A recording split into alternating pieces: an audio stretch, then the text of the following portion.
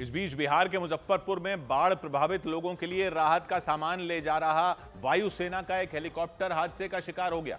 उस हेलीकॉप्टर के इंजन में अचानक कुछ खराबी आ गई और इसके चलते पायलट को इमरजेंसी लैंडिंग करने के लिए मजबूर होना पड़ गया और सैलाब के बीच वो हेलीकॉप्टर क्रैश हो गया।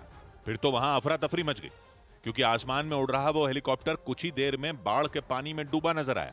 उसका सिर्फ ऊपरी हिस्सा ही दिखाई दिया और उसके पंखे में लगा ब्लेड भी टूटा दिखा। वहां उस हेलीकॉप्टर के क्रैश होने के दौरान हुई तेज आवाज ने लोगों को डरा दिया। हालांकि थोड़ी देर में कई लोग एक नाव के जरिए उसके नजदीक पहुंच गए। उनमें कुछ लोग उस हेलीकॉप्टर के अंदर दाखिल हुए और उसके पायलट समेत 4 जवानों को सुरक्षित बाहर निकाल लिया। इसके बाद घायल पायलट और उन जवानों को गांव के लोगों ने उस नाव में बिठाया और इलाज के लिए उन्हें अस्पताल लेकर गए। वहीं इसकी जानकारी मिलते ही हादसे वाली जगह पर एसडीआरएफ के जवान भी पहुंच गए।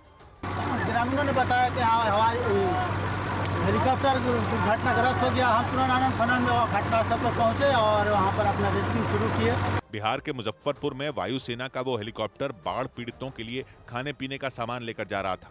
इसी बीच उसके इंजन में खराबी आ गई, लेकिन उसके पायलट ने सूझबूझ दिखाई और पानी में ही हेलीकॉप्टर की लैंडिंग करा दी। इससे बड़ा हादसा टल गया, क्योंकि वक्त रहते उस हेलीकॉप्टर की लैंडिंग नहीं कराई जाती तो उसमें आग लग सकती थी। यानी पायलट ने काफी सावधानी बरती और जमीन में हेलीकॉप्टर ना उतारकर बाढ़ में पानी में लैंडिंग करा दी। इससे पायलट ने खुद की और उन 4 जवानों की जान बचा ली। लेकिन पानी में डूबे उस हेलीकॉप्टर को देखने के लिए भीड़ उमड़ पड़ी।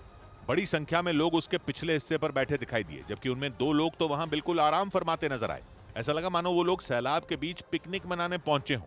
लेकिन एक साथ इतने लोगों के बैठने की वजह से वो हेलीकॉप्टर पीछे की तरफ झुका हुआ दिखा। हालांकि इस बीच सुरक्षा बल के 2 जवान उस हेलीकॉप्टर पर तैनात हो गए और भीड़ को चढ़ने से रोक दिया। वहीं कुछ लोग पानी में तैरकर हेलीकॉप्टर के करीब पहुंच गए। इतना ही नहीं, उसके पायलट और उन जवानों को बाहर निकालने के दौरान भी ऐसा ही कुछ देखने को मिला। कई लोग तो हेलीकॉप्टर में रखा राहत का सामान एक नाव में डालते दिखाई दिए। उन्होंने अनाज से भरी बोरियों को चुन चुन कर उठा लिया।